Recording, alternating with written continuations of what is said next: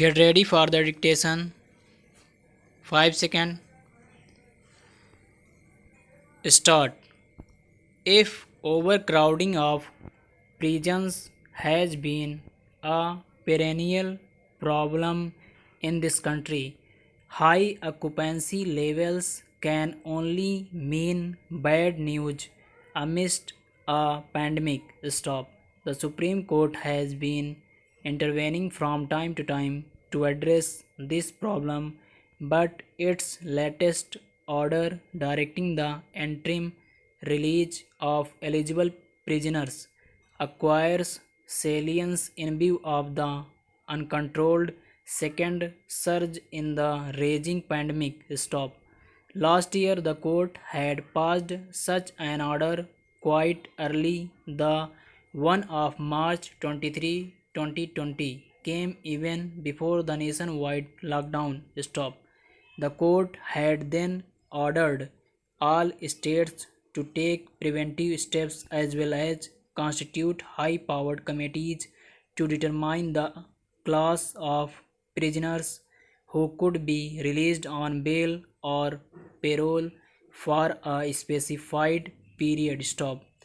In directing this week, that besides identifying more prisoners for release, the same set of prisoners be given parole this year to the court continues its trend of seeking to protect prisoners as well as those guarding them from getting infected. Stop. There have been insignificant initiatives to prevent any uncontrollable spread within the congested jails, ranging from stopping the practice of transporting remand prisoners to court for periodical extension of custody and hearings to asking authorities to prepare readiness and response plans. Stop. The court's order is welcome, both as a move to decongest jails and a measure that protects the right to life and health of the prisoners. Stop. Now that the issue of reducing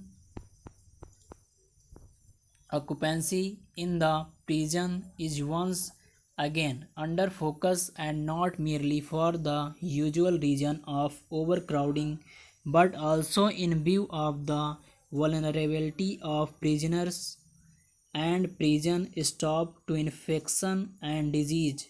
A comprehensive look at imprisonment practices in the country may be in order. Stop.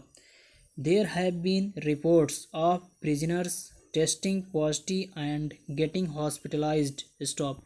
However, the regular testing and medical treatment available to inmates across the country is effective is unclear. Stop. Further, even political prisoners, such as those jailed in the Bhima Goregaon case without any direct link to any act of violence, are being repeatedly denied bail solely because stringent laws have been invoked against them. Stop. Some political activists in Delhi are also in jail under anti-terrorism laws for alleged complicity in riots early last year. Stop. The courts must take into account their vulnerability to infection and consider well. Stop.